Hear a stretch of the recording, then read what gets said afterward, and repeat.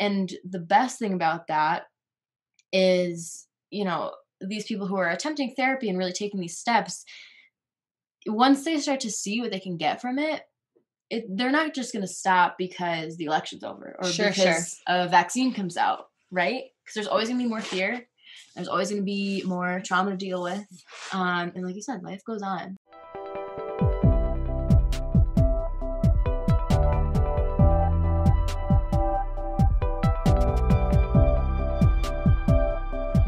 Okay. Hi, everyone. Welcome to a new month. Today is Sunday, November 1st, 2020. We have recently fallen back. It's been dark since 5 p.m. I'm not happy about it. We are sitting here 2 days away from a massive election, and I'm joined tonight by a wonderful, beautiful soul that I have just met a couple nights ago. Her name is Erica, and we are going to be talking about mental health and trauma tonight. I think a really relevant topic for this year. Always, definitely, especially in the United States, but especially for this year. So, Erica, just to kick it off, I'm going to give you the opportunity to let the cat out of the bag right away as to why we're talking about mental health and trauma. Had that come up. But just to tee it off, my intro, Erica, she is a beautiful wordsmith. Was working as a writer for a publishing and magazine company out here in Colorado up until Friday. So officially unemployed. In an interesting time as well. So go ahead and introduce yourself. Anything else you'd like to say about who you are, what you do, and why we're talking about mental health and trauma today? I'm Erica Buehler. I'm 25. Buehler, anyone? I am a writer. I love plants, animals, and all of the therapeutic benefits that come along with those. Anything good for the earth. Really. So, yeah. And so if you want me to jump right into kind of why this came about. Yeah, go for it. So recently. I'm a plant and animal lover too, by the way. Yes. I mean, so good for mental health, for the earth. We can talk about it. Yeah, we will. Yeah, so I'm Erica. I am a daughter, and I say that because my dad, as of 2 weeks ago, my dad, who is back in my home state of Connecticut, been in Colorado for about a year now, had a massive stroke. It was totally, one of those things that you sort of worry about if you have any kind of anxiety, those sort of like situations that are constantly sort of gnawing in the back of your head. And just for it to actually happen was like a huge out of the blue crumbling of my world. Wait, you've imagined or thought about, you mean just something happening, but not specifically a stroke? Not specifically a stroke. Okay. But, I was like, wait a second. Yeah, no. I mean, as someone who suffers from anxiety, and I think a lot of people might relate to this, that you're always sort of trying to quote unquote prepare yourself for situations to happen. And especially depending on like how you grew up, what your childhood was like, what past traumas you've suffered. And so my dad, for me being 25, my dad's a little older. He's actually 71. And so knowing that growing up, I've always known and was aware of that he was older. So I've always kind of been preparing myself to have to deal with like aging parents at a younger age than most people. Interesting. Yeah. So like, I wouldn't have even thought of that. Yeah. And it's, I mean, I manage my anxiety and, we can talk about how like I personally choose to do that and what there's, out there for people.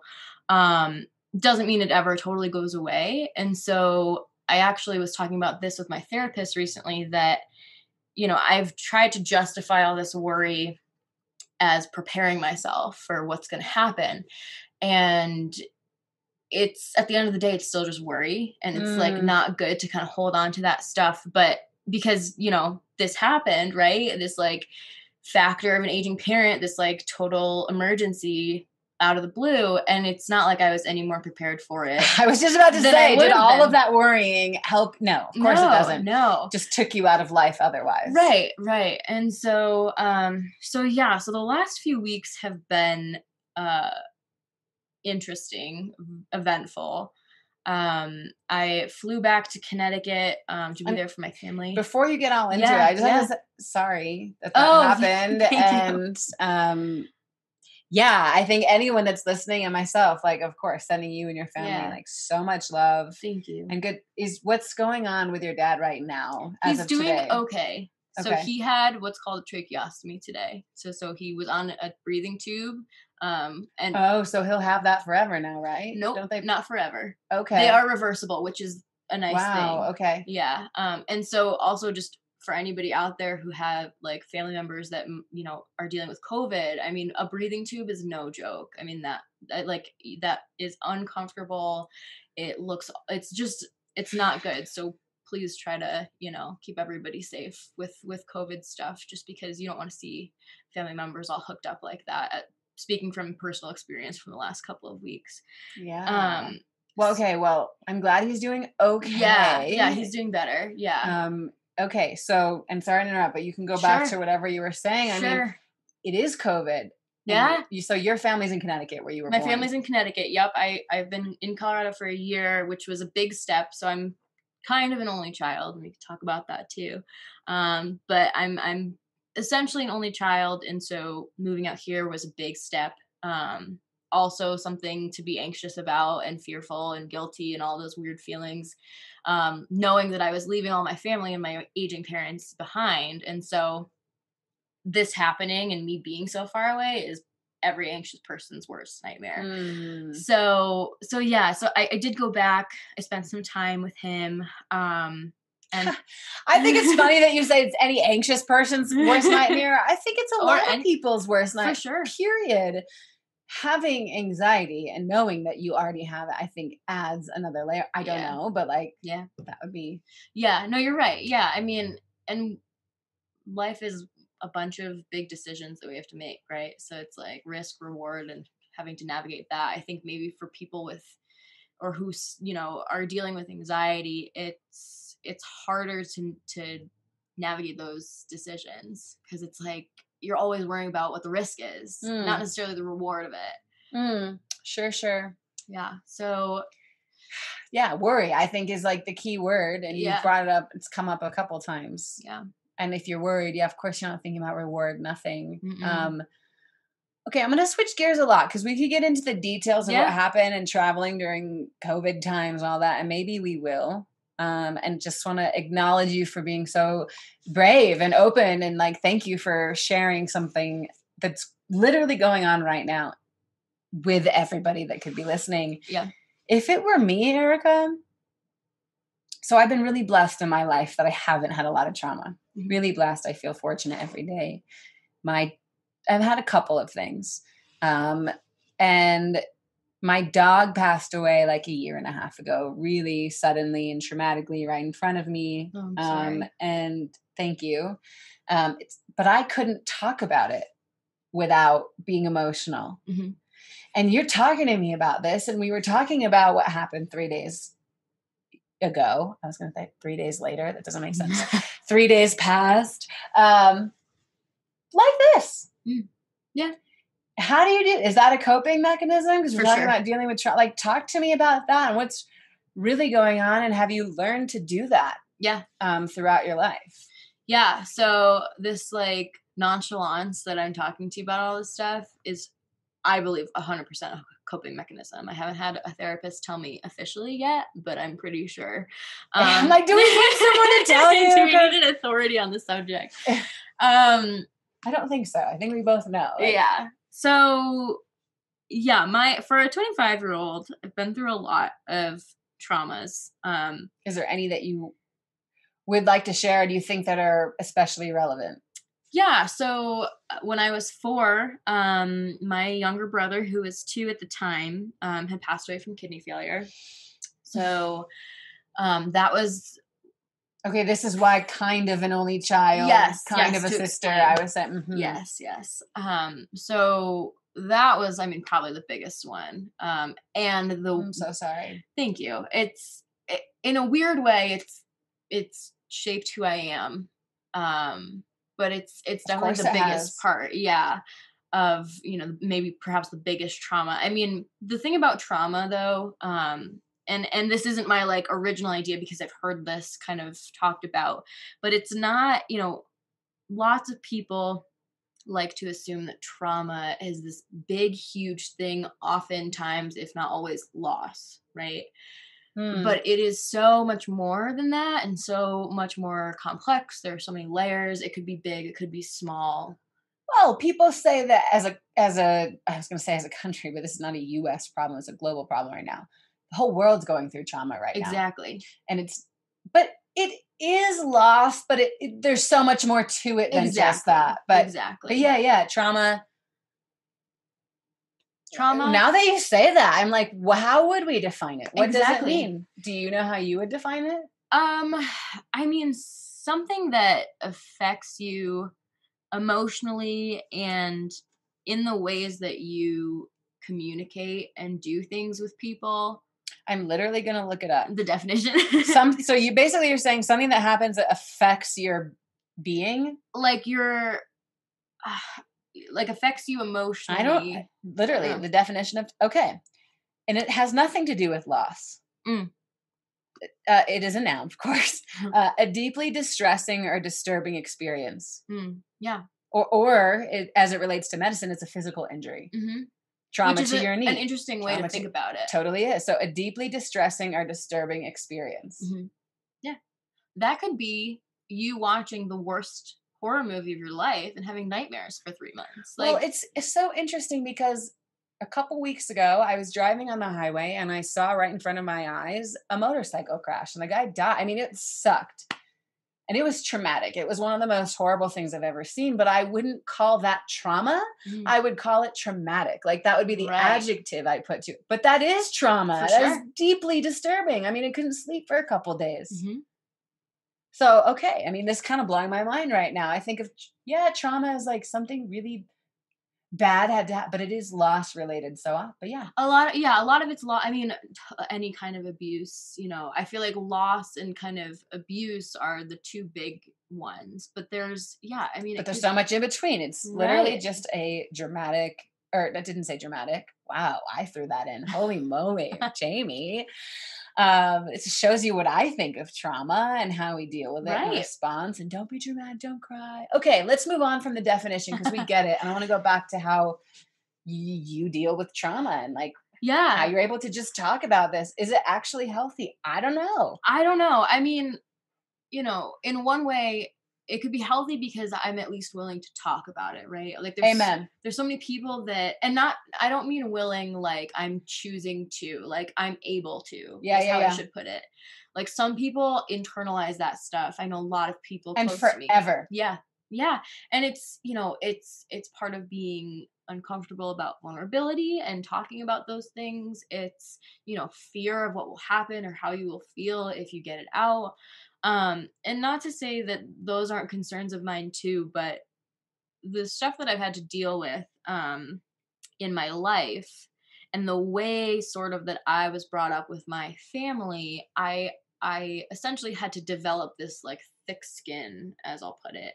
So humor for me and like joking is a way for me to cope with that, and totally nonchalant attitude is a way to, it takes away the severity of it. Exactly. Make it more casual, make it more comfortable to deal with, and more comfortable for other people to deal with, because I also don't want to be the person that's like, getting really emotional and then making you uncomfortable, right? Of course. So that one is interesting, and I was going to ask you about that later on, is how do you deal with, are you able to talk about it? Do you feel like you can? Do you feel like people are receptive? Because you asked me, how long have you been doing this, Jamie? This is before we started, of course. And I was like, a couple years. One of the things that I started doing was something called the How Are You Really Project, all designed about genuinely meaning it when you ask that question, and also genuinely answering, talking about vulnerability. And so many people said, not about asking it, but answering, nobody really wants to hear what I have to say, or people can't handle it. I can't tell you 9 out of 10 times that was the response I got. Have you found that to be true? Because me personally, I find that when I come from a place of like true vulnerability and saying, this is where I'm at, nobody just turns you away. Sometimes you don't get the answer that you're hoping for, but like Right. people can hang. Yeah.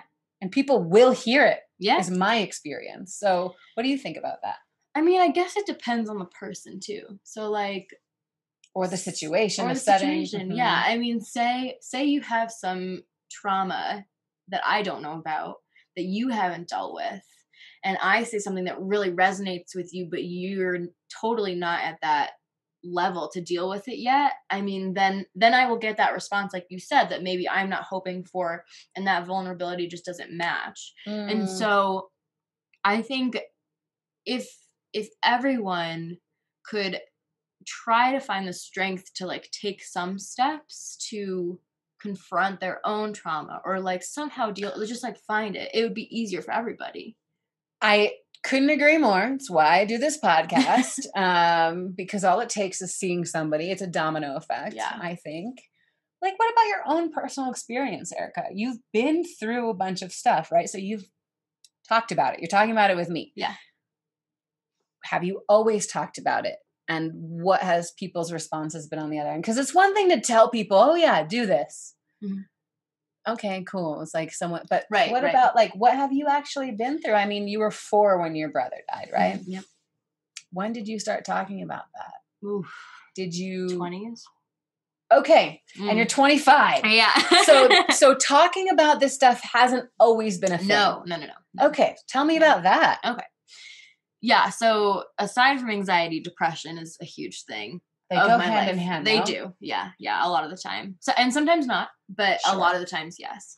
And so in my teenage years, and so like childhood, I mean, the few years after my brother's passing are like a weird blur. I don't really have a lot of memories from that. And I'm sure that's trauma being locked away somewhere, you know. But do you remember your parents at that time, or like, did you all talk about it? No, see, that's the thing.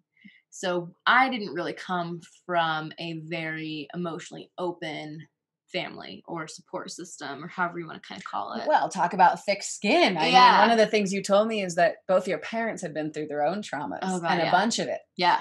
So if they had to have thick skin, but then there's a part of me that's like, if you've been through all that, and you know you all been through all that, you talk about it, but it's like, everybody handles things differently. So anyway, okay, continue. So didn't come from a very open family necessarily. Right. So talking about it wasn't, and there were other things happening, other traumas going on at the same time. So it wasn't a very open, healthy, like, let's get it all out sort of atmosphere. Okay. And that's, you know, my parents were dealing with their own stuff individually as a couple. And then there was me and this whole like big blow up of our family, of my brother's passing. And it just, there was a lot happening.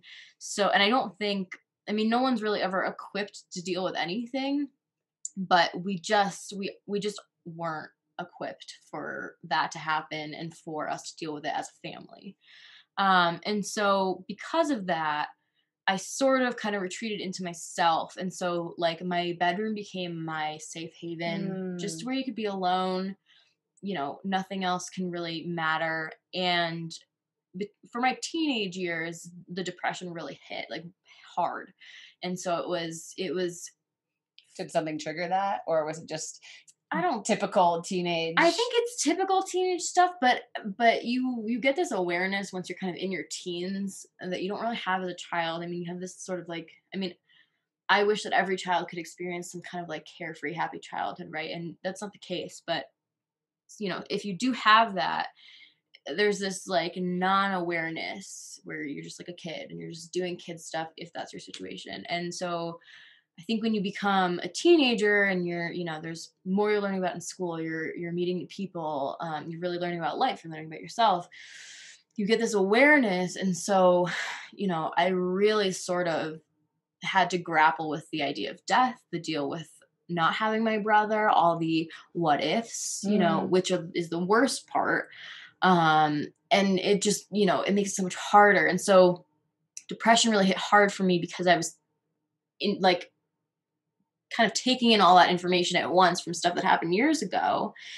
but I wasn't talking to anybody about it. I wasn't talking about to my friends, my family. I didn't have a therapist back in high school. And I was going to ask, like, were you going to therapy? Were you diagnosed with depression? Or are you just now looking back knew? Oh, I knew. Yeah, no, I wasn't diagnosed. My parents had split when I was 15, and they, sort of put me with a therapist, but it wasn't a good fit. And I went for like 2 times. So no work was done in a professional setting. Okay. So it was really just me and like me dealing with all this stuff myself. And so, yeah. And it was hard because like I knew especially my mom, like she knew something was going on, but there was this one moment where I was like just laying in bed, like being real quiet. Like, I mean, I don't know, it was like 4 during the day. Like it wasn't like I was sleeping or whatever.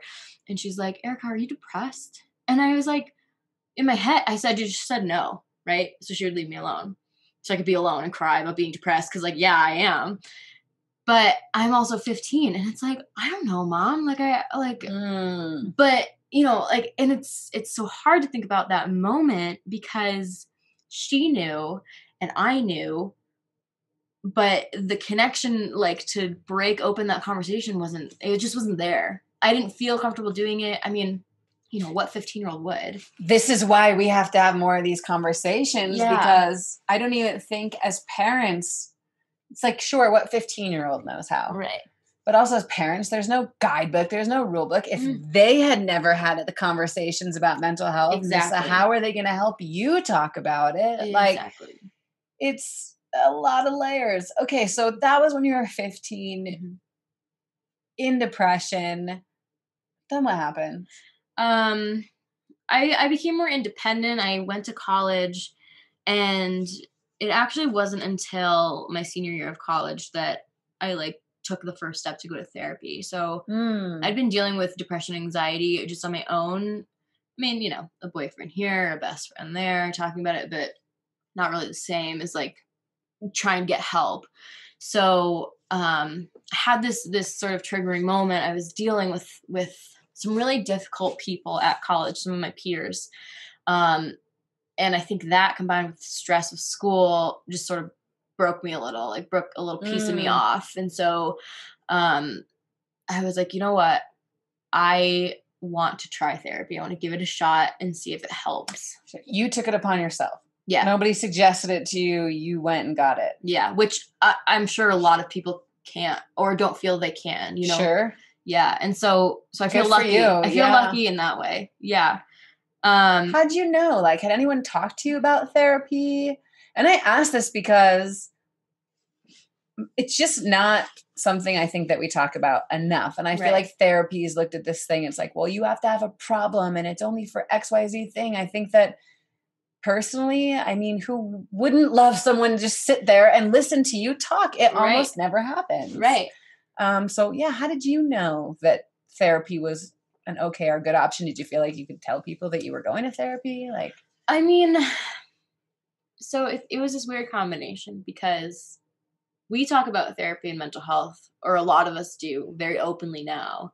And it's you think so? I think more so than at that time for me. And I think especially like kind of our generation, much more so. I think there's still total stigma around it. And I think a lot of people are fearful because of those stigmas. And so, like I'm thinking of examples on social media, right? Where it's like memes or like, photos of, oh my gosh, my therapist told me this and and it's sort of like popularizing therapy. Sure. Oh, I didn't think about it. You're not wrong. That was not a thing for, and I mean, this was only a few years ago, but it wasn't as accepted as it is now. Sure. Still not totally accepted, but definitely we've made improvements.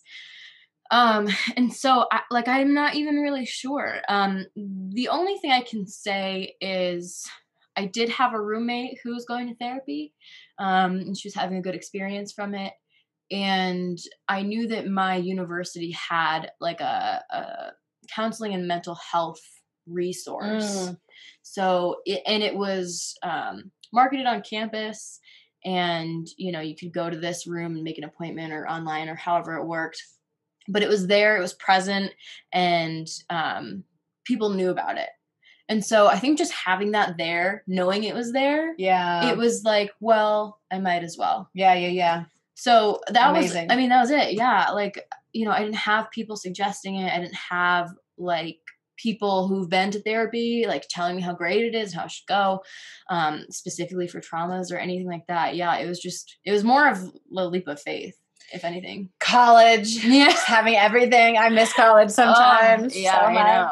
I know. Okay, cool. So you go to therapy. Mm-hmm. You said this was your senior year. Mm-hmm. And the first time you really talked about your brother was when you're 20. So I imagine and that's maybe the spark of what changed. Like, yeah, what happened? Well, the first therapist I saw was very kind. I actually tried to do I tried a medication right off the bat.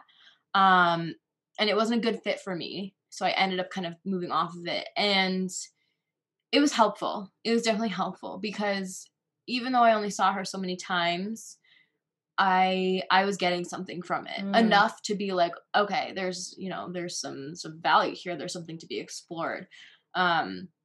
So I mean, that was my senior year, so I graduated, right? I only got to see her a couple times. But I was invested enough that I figured, okay, I'm graduating, I'm moving back home, and I'm going to find someone that's back home because this is something that I think I need.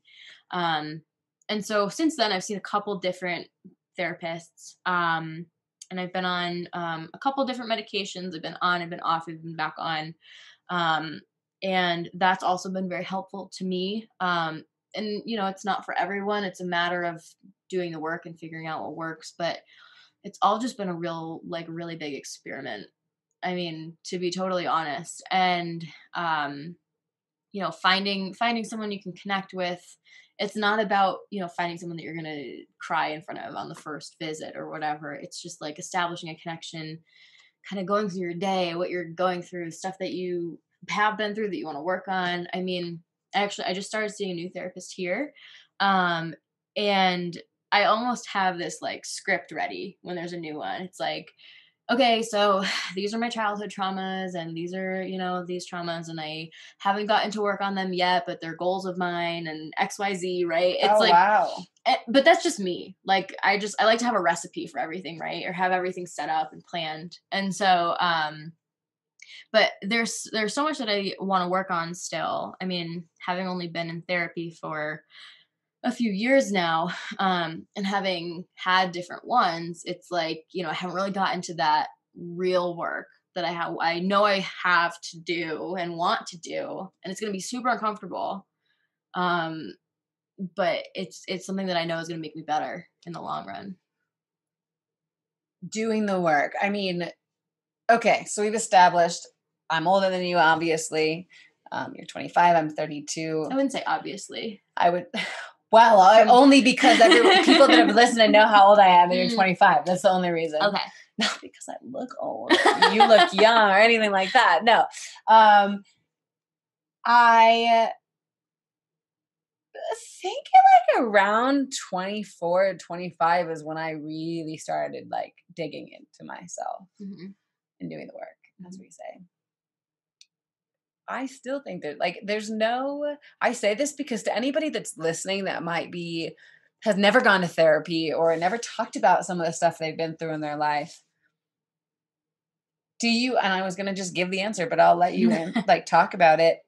Is there a final destination? Is it like, I'm going to go to therapy for a month and then all of my mental health and trauma is going to be healed, resolved, and dealt with? No way. Think of it like a pottery class. So you've never taken a pottery class. Neither have I. It's so funny that was your example. Okay. I just like, I like that example because it's like, it's hands-on. And so, so we go to a pottery class. We've never been before. So we're learning about what it is, what the goals are, what we want to get out of it. We want to make beautiful stuff, right? And so there are techniques that we have to learn, limitations about what we're working with. And, and there's no right or wrong way to do it. And everyone learns it at their own pace. And at the end, everyone's result is different. So I'm actually pretty impressed I came up with that analogy on the Yeah, fly. heck yeah. It's like you've been marinating Oh on my that God, no. But now that I'm thinking about it, it's like, oh my God, it's like the perfect example, because the whole point of therapy is not to like talk out all your problems and like purge everything. It's to learn about how you deal with stuff, and learning about maybe changing some of those ways that you deal with stuff, so that you can feel better, like connect better with people. And no, it's there's never a final like destination or limit or anything. I mean, go to therapy right up until the end. Like, you're gonna say something new each time. You're gonna probably learn something new each time. Well, I mean, think our life doesn't stop when we go to therapy. Like life continues and things keep happening, right? Like you Exactly. have something new to deal with now. We all have something to deal with now with the pandemic and the election. Might be traumatic for some of us. Might be literal trauma for some people. Yeah, Um, that being said, part of what therapy does, it gives you tools in your tool belt to be able to deal with those things, but they're going to continue happening. Life continues happening. So we're exactly. constantly growing, changing, developing. But one thing that I'm hearing from you about therapy, and correct me if I'm assuming things or putting them in your mouth, but my hunch is that by you going and talking to your therapist and getting these things out, Hmm. and you're Hmm. like, fring, that first step, like you said, like sharing it with somebody else allows those people to then do it. But you sharing it with one person, did that not open the door for you to share with a lot of other Yeah, people? for sure. Sorry. No, touch me all you want. I don't care. No, yeah, you're exactly right.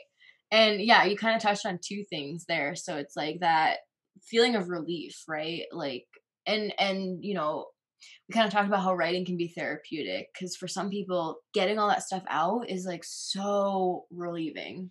Oh, Just get it it's off the brain. taking a 50-pound weight off your shoulder. Let's touch on that. How did it feel that first time that you talked about your brother?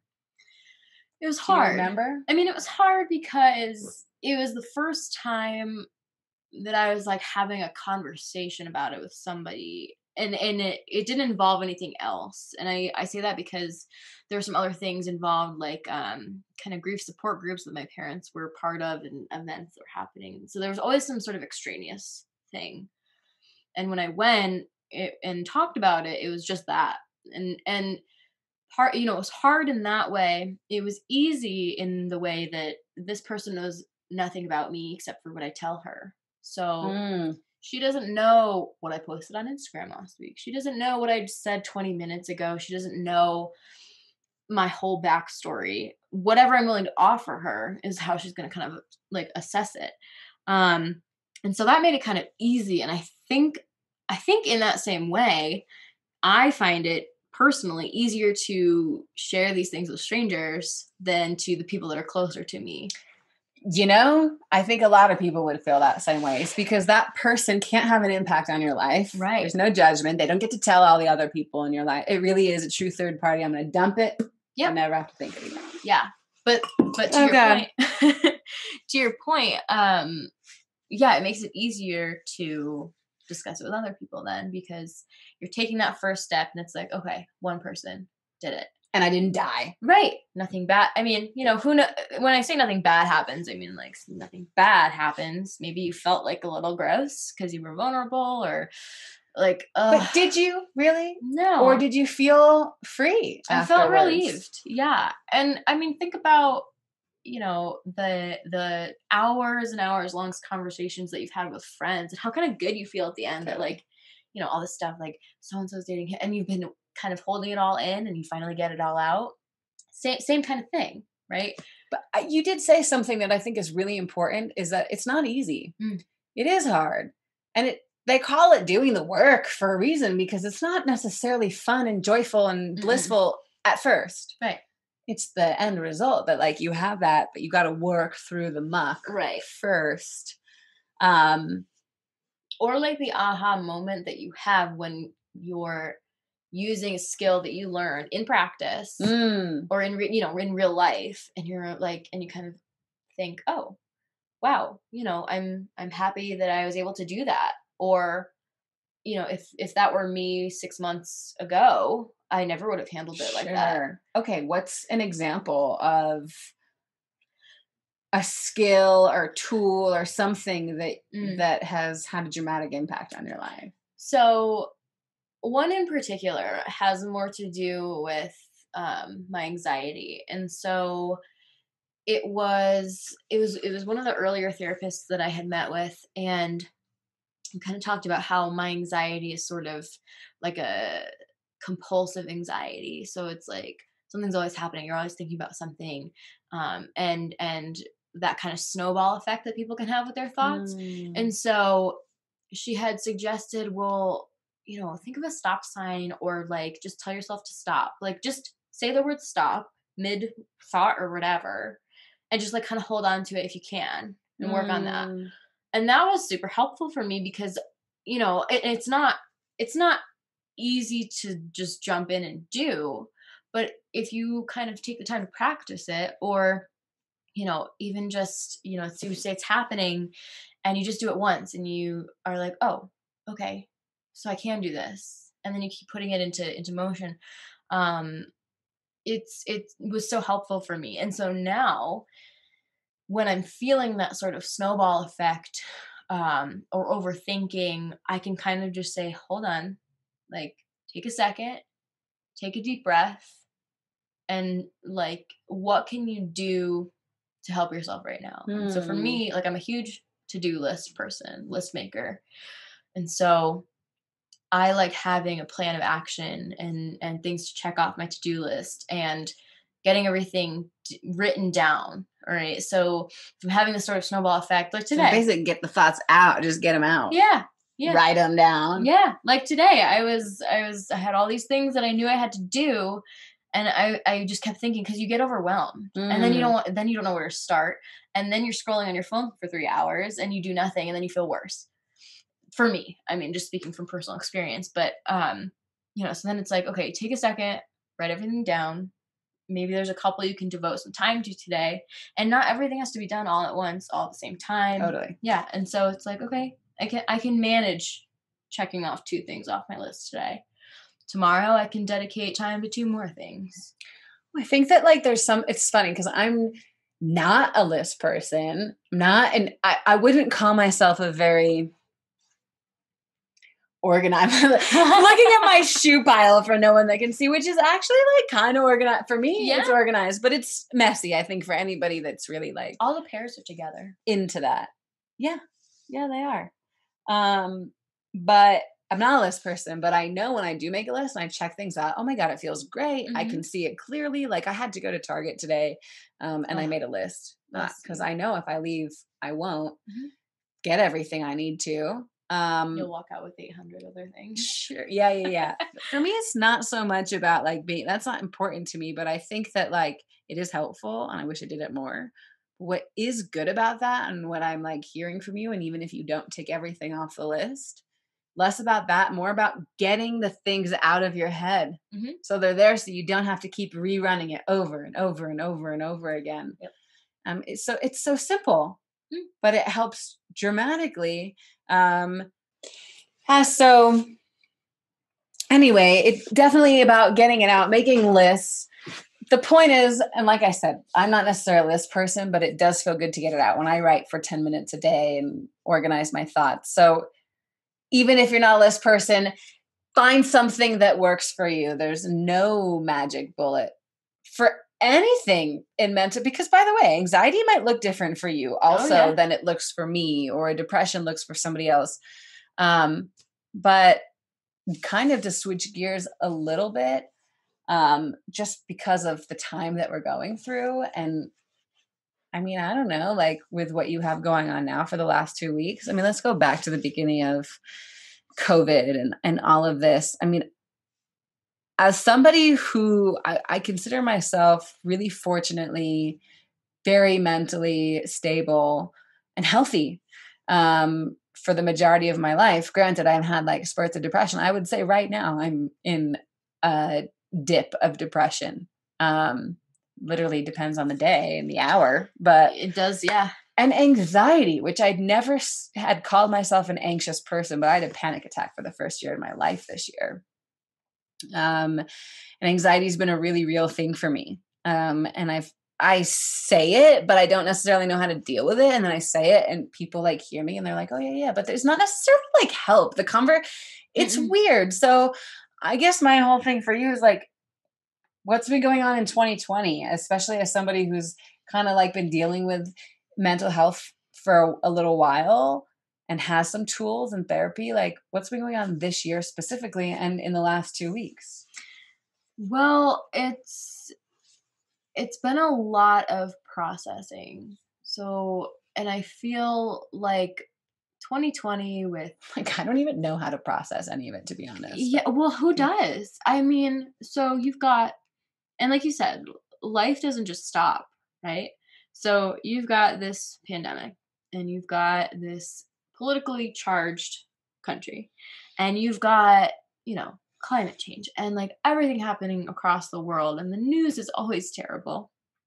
Plus everything that's happening in your life because that's going to happen regardless. Just like my dad having a stroke, it's like that was probably going to happen whether or not we had an election coming up and whether or not we had this huge pandemic. And so I feel like it's especially been hard this year because it's like, oh my God, everyone's just a human being. Like there's only so much you can process at once. And I think this year has seen a huge increase in people seeking out therapy and sort of mental health resources, especially being home, being confined with the quarantine and everything that happened with that, the fears that come along with the pandemic, plus, again, whatever's happening in your personal life. Um, and so, in that way, it's almost a silver lining to come out of it that more people are feeling brave enough to make those steps. Um, and hopefully that makes us stronger as a whole, that people are, more people are doing it, more people are trying it at the very least, right? I'm like beyond grateful to, if any, no matter who listens to this, personally, selfishly, I'm beyond grateful that we had this conversation, because when it comes to mental health this year specifically, the only thing, not the only thing, there's 1,000 things I think of when it comes to it, but is how horrible it is and how much more dramatic, and that suicide rates have gone up and rates of abuse, all of these things. But what you just said is so beautiful. It's the flip side of it, in that, I mean, I have friends that are therapists and their businesses have gone through the roof. Mm-hmm. People are getting more help. People are talking about it more. We are seeing more posts about it, and it is brought to the surface more. So actually, that's really hopeful and beautiful. Yeah. And thank you for that, because truly, like, I'm like, oh, it's so terrible. But and it's hard not to feel that way. There's always a silver lining. Yeah. Maybe. And it's, I say that as someone who's been lucky enough to have the resources that I've had and the experiences that I've had. And even going through this with my dad, it's so important to like try to have that outlook, or just try whatever you can, like whatever you're able to do, because not everyone can like hold on to that. Like I have been lucky enough to been able to have done like, and I was just talking about this with a friend, that it's like, I'm not really a person who, when they're feeling low, I can't just think, I should really be grateful for all the stuff that I have and what's going right in my life. And, because a lot of people can be sort of like preaching that, like, well, sure, you may be feeling down, but think of all the good stuff in your life. It's like, for me, I can't just flip a switch like that. I kind of have to like feel it for real. And so therapy helps in that way too, because it kind of forces you to go to those places and not just say, yeah, like this week was horrible, but at least my car didn't break down or something. And so it's not easy, and it's not even really that normal for people to just be able to do that. But, people try to help in whatever way they can. And so they offer that as like, well, at least, this, and it is helpful in that people are trying to be positive about it. Right. But especially, I mean, it's so hard. Like, watching the news, like hearing things, like it's so overwhelming. And so, yeah, I mean, trying to hold on to that silver lining or trying to see what the good is that can come out of it. Because sure, I mean, I'm sure suicide rates, I mean, I don't know the statistics. I would imagine that they're a little bit higher with what people have had to deal with. I mean, getting laid off from your job, being stuck inside your house, like fear, all this stuff. Like, and so it's important to acknowledge that those things are happening too. But if this silver lining of people getting more help, can reduce those numbers in the long run, I mean, that's the really good, hopeful part about it. And the best thing about that is, these people who are attempting therapy and really taking these steps, once they start to see what they can get from it, they're not just going to stop because the election's over or Sure, sure. because a vaccine comes out, right? Because there's always going to be more fear. There's always going to be more trauma to deal with. And like you said, life goes on. So I think once you get a taste of what it can do for you, you can't really turn back on it. Once you uncover the blind spots, you keep going. And I want to as beautiful and important and helpful as I think therapy is, the reality, unfortunate reality, especially in this country with our unfortunate, crazy, expensive healthcare, not everybody has access to therapy. No, you're right. It's definitely not cheap. And so we were talking about, you mentioned writing and plants are really therapeutic to you, animals as well. What are things that you have done that and are currently doing that help you process and deal with the trauma that you've been through and anxiety and stuff like that isn't therapy? Yeah, a lot of stuff. Plants, probably number one, because the concept did come technically from a therapist who my friend was seeing, but the way my friend had put it it just made sense. Like it just clicked. Because I wasn't a plant person like 2-3 years ago, right? Like quote unquote plant person. But she said that her therapist recommended to her that she try planting something because she needed the feeling of being able to nurture and care for something. And so that's what it is for me. Because plants are like house plants are very trendy right now, is how I'll put it. And so, some people do it for home decor, some people do it just because they like the look or whatever.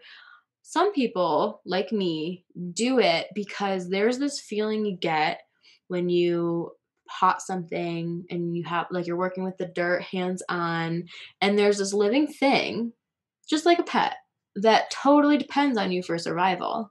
And you get to water it, however many times it needs to be watered in order for it to be its best. And, and then when it wilts, because it's not getting enough water, you're like, oh my God. And then you save it. And then, not all the time. They don't always get saved, but it's okay. But yeah, I mean, it's that feeling of caring for something, and like the potting itself and working with the soil and the plant is like very grounding. I know it's like kind of a cliche term to use, but yeah, I mean, anything kind of like that. And art is the same way, music is the same way. I'm an artist too. And like I grew up playing the piano, and I grew up painting and drawing, and the physical like release of that is so therapeutic. And that's why art therapy is great too, not to jump back to the therapy train, but I mean, even if if you're doodling in class, or you just have some stuff lying around or whatever, just throw some paint on a canvas. Like, it feels awesome. Just do it. It doesn't have to look any particular way. You don't have to paint the Mona Lisa, but the feeling that you'll get is what you really want, right? And I'm a huge animal lover. I'm like half allergic to cats, but I love cats too, but I'm a big dog person. And like emotional support animals are more popular now these days. And to just kind of have something, again, depends on you for survival. A lot of actual trained emotional support animals or service animals, are amazing comforts. And there's totally incredible ways that they're trained to help you and, help you if you're having a panic attack, or just being there if you need kind of like something, some kind of like love from another creature. You know, all of those things are so, so important. But, you brought up a good point that a lot of people don't have access to those things. Like, not everyone can go out and buy a dog or art supplies or plants or afford therapy. And so it's a lot of it too is giving yourself space and time to do what you like that feels good, that's, doesn't hurt anybody else, or, doesn't infringe upon anybody else. If that's playing basketball or some other sport, or, just like going for a walk and enjoying nature, or putting in your earphones and just taking like half an hour to just like do your thing. Those are all really important too. It's all this, under this self-care umbrella. And I feel like, today a lot of people get wrapped up in self-care as like taking a bubble bath with your wine glass and your book or whatever, like, and it's not always that. I mean, take a bath. Yeah. Like, advocate for baths right here, like just really calming or whatever. But it's about taking that time and doing stuff that feels good. Totally. I think that, okay, you mentioned so many things. So playing basketball, putting your AirPods in, or headphones, whatever they are, taking a bath, writing, listening to music, creating art, getting a plant, having a pet. If I could summarize, by the way, there's so many more. I'm a big like nature person. Mm-hmm. So I love going for hikes, going for swim, was on my paddleboard today. Yeah. But there's 1,000 things. Make what works for you. There's 7 billion people in the world. It's not like I can tell you what's going to work for you, but the point is to do something. And I think you summarize the things that you're talking about. There's like one category that is literally about expression, mm-hmm. getting it out in whatever way that looks like, whether it's writing a poem, mm-hmm. writing a journal entry, talking to a therapist, mm-hmm. talking to a friend, screaming it out in a metal song. Get it out, mm-hmm. right? The other part is love, giving and receiving. Mm-hmm. Give it to the plants, receive it from the animal, give it to the animal, get it back. So find something, and self-love, that's where self-care comes in, like all of that. So expression and love, which is really what this whole podcast is at the end of the day. I think that what happens is when we hold things in and don't talk about it because it feels too scary and traumatic, well, that's when we crumble and go deep inside ourselves. Mm-hmm. So yeah, it's talking about it, sharing mental health. I mean, I kind of want to go back to just talking about it and mm-hmm. getting it out. Like, well, before we go there, go ahead. I just want to, because something that's been on my mind. So the self-care activities that I mentioned, I guess when I was thinking about that, what I was trying to picture is, someone who is in like a marginalized community, or mm-hmm. who doesn't have a lot of access to stuff, because, doing, whatever you have to work with, like there's something like, and, hold on to it, because those things you can always carry with you, and will make, if you are able to work and have access to something, to therapy, like say it's just not in your picture, but then down the road you can't, like those things will help you get there. Yeah. Because I'm thinking of, people in the LGBTQ community, people of color, they don't have, like, I'm your white girl, like, it, I don't have those experiences and I can't speak to them. So of course, I say buy a plant and do art and stuff, but those people in those communities, they just don't have those resources all the time. I mean, thankfully there are. I'm going to stop you really quickly. Couple of things that you said that I think are really important based on who I am and what I stand for. I really don't like to use the term those communities, okay. those types of people. I understand why you're saying it. And especially in the context of access, resources. Any person from any background, whatever it is, may or may not have access. Okay, yeah. I don't think it's fair to say, well, I'm the white girl, I get the access, those groups don't. That actually perpetuates all of the things that we talk about, and racism, prejudices, all of that kind of stuff. And by the way, I'm really glad that you said that, because I think these are really beautiful, important, and necessary conversations to have. And I know exactly the point that you're trying to make. Yeah. It's really important to know that anyone cannot have access. And by the way, anybody can have a ton of access and privilege, even if you are LGBTQ, which I identify as queer. So I'd put myself in that category.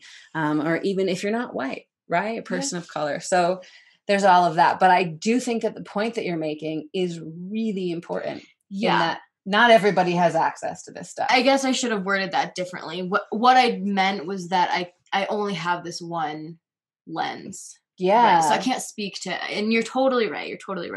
I can't. By the way, we only have this one lens of trauma too. Yeah.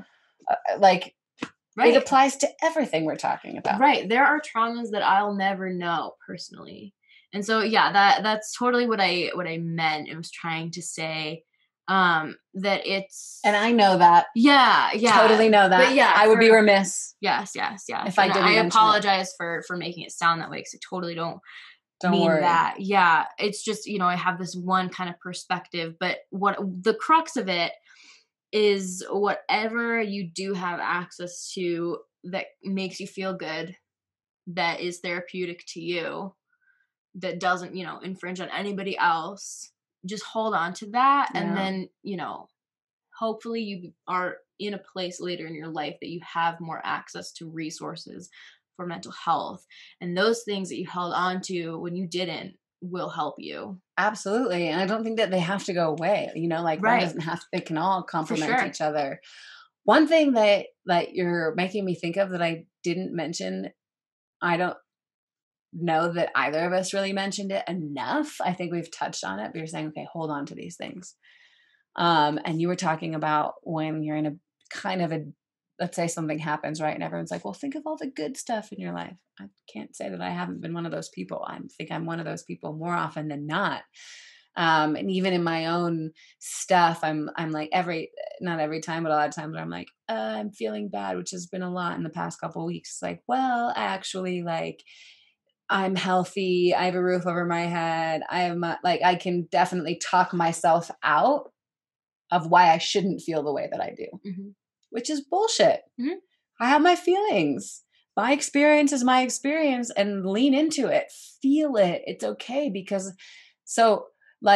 don't hold on to it necessarily, but in my own experience, it's equally as important to process, deal with, and be in the shit. Mm-hmm. There, I swore. As it is to work your way out of it. Yeah. Yeah. And that's, it's that's the push and pull of depression, because, ooh, that's interesting. Okay. Yeah. So depression, for me, how I feel it, it's this really familiar feeling, this almost comforting feeling, right? Whoa. But it's not, I know it's not good for me, and I know it's not good for me to stay there. And, depression itself can be a day, it can be 4 months, it can be however long of a time. And so it's when it, what do you mean comforting? And I've been trying to explain this to my therapist too, because I've had a hard time kind of verbalizing it, but it's it's this feeling that because you've had it forever, and so it's very familiar to you. And so I say comfort kind of in that familial way. I know this feeling, I've sat with it before, and I've been sitting with it for a long time, where I've kind of adapted to what it is, how it feels, and what I do within it. So interesting. That's almost more normal in a way. Right. Than kind of feeling more alive and lit up and stuff. Yeah. Wow. So interesting. Which I imagine probably rings true for a ton of people that have been dealing with it for the majority of their life. Yeah. But it's, and having to it's like, again, speaking from personal experience, I haven't had to deal with addiction in like the traditional sense, but it's like, it's almost like that, where it's like, well, this is how I want to feel. Like, this is where I want to be. These are the feelings I want to have. And so trying, like, having so to think interesting. about like that it's not good for me, right? In the long run, or having to think about this really shouldn't be how I want to feel or how I want to be, is very hard to take that step to kind of step out of it. Yeah. Yeah, because not only are you feeling depressed, and maybe it's not comfortable. Yes. I don't know. Yes. Yeah, it's comfortable. Yeah. I get that. It's like being in a shitty relationship. You know it's bad. Yeah. You know you shouldn't be in it, but it's comfortable. Right. Because you've been in it long enough. And the idea of not being in it is more uncomfortable than staying in that. Yeah. Yes.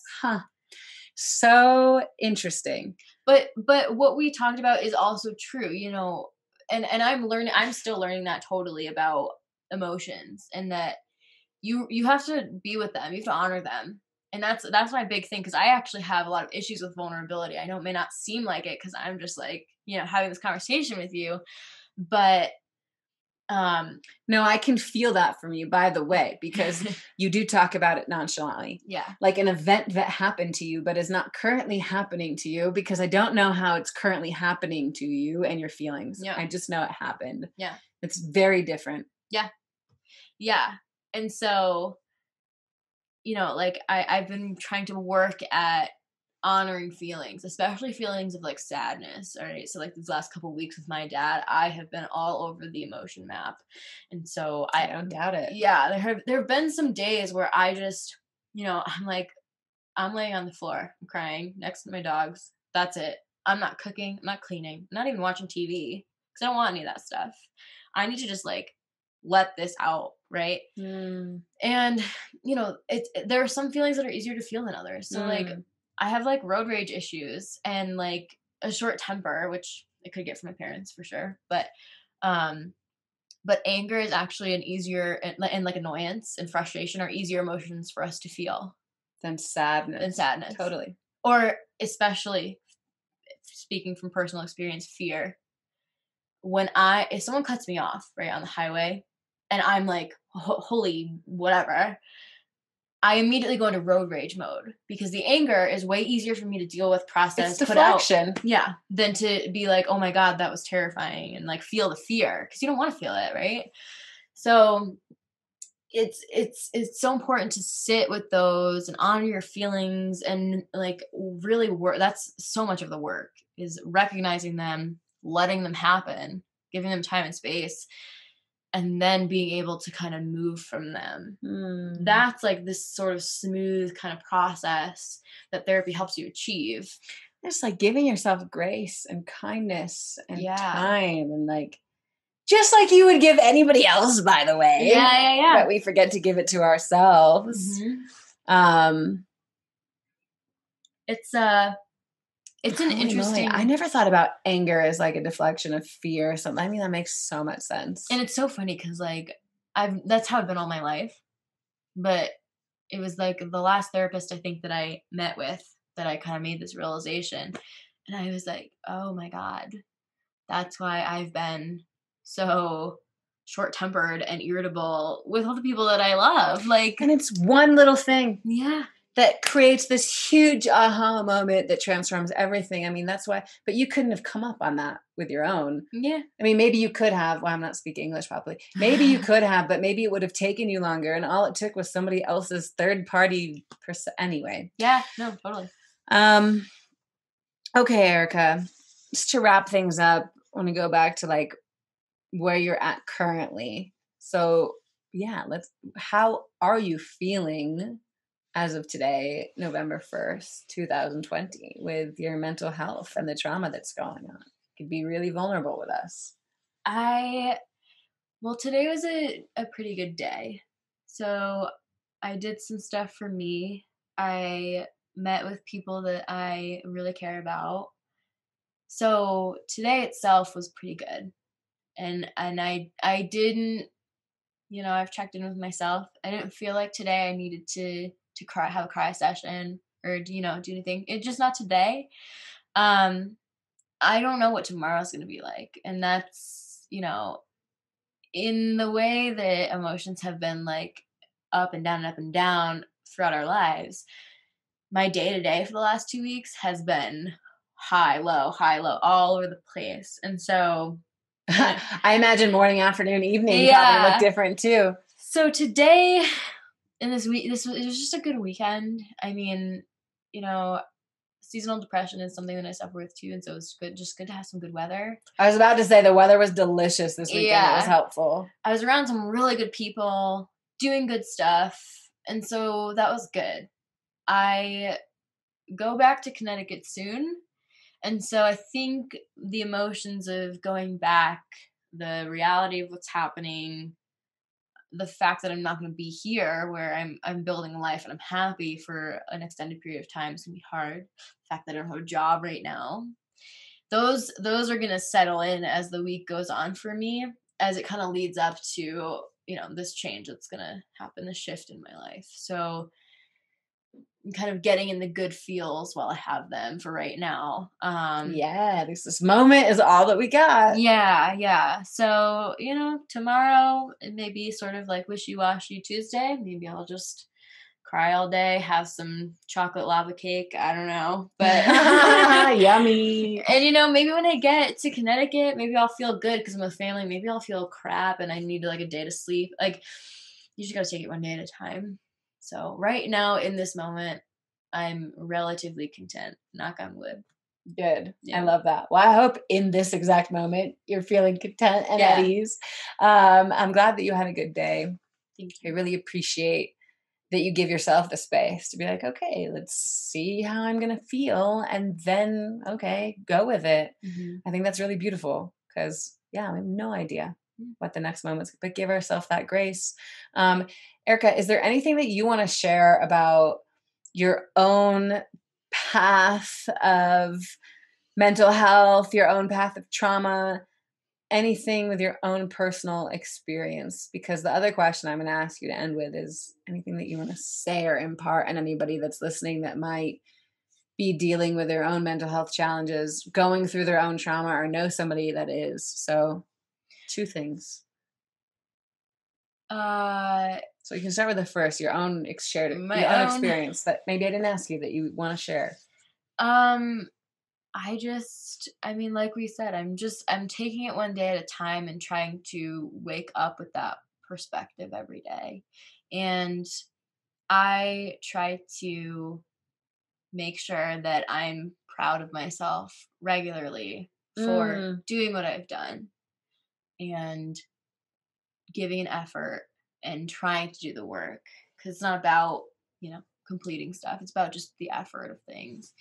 Not about the destination, about the journey. Right. As cheesy and cliche as it is, it's very true. Literally could not be more true. Yes. I laughed because it is so cheesy, but it's very true. For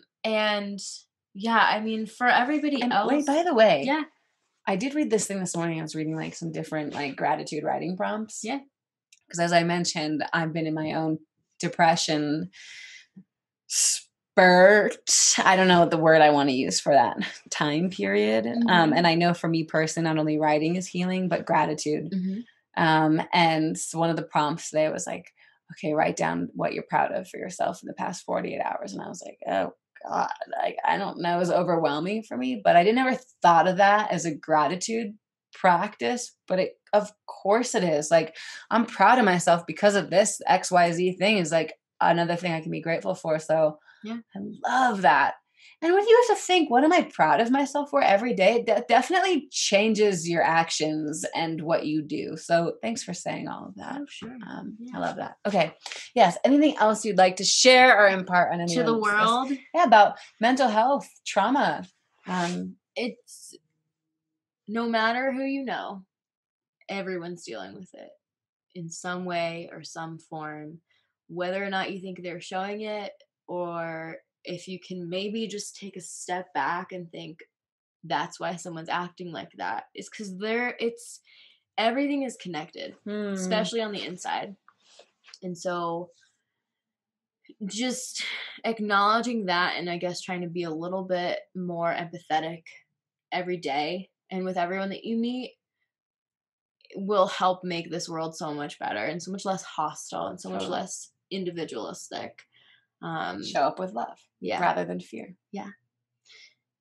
And everybody's trauma is different. Everybody's mental health journey is different. There is no recipe for, your best self, but whatever effort you try to put into it will help get you there. Thank you so much. Just a really, really beautiful person. And it's not an easy topic to talk about. And our own journeys. So funny because I like to share our own personal stories because they can help. And when it comes to mental health and trauma, you mentioned this a bunch of times, our own journeys are so important to share, but it is so unique. There's no two paths alike when dealing with, what is it called? The 5 stages of grief. Yeah. It doesn't look the same for anybody. So find the path that works for you, but thank you for sharing yours. I'm sending out so much love and all my prayers and thoughts for healing for your dad, and your family. And thank you. Thank you for having me. This is an important conversation. I'm glad to be a part of it. I'm glad you're a part of it. Okay. Thanks, everyone. Thank you so much for listening to this episode of the One World, Your Story podcast.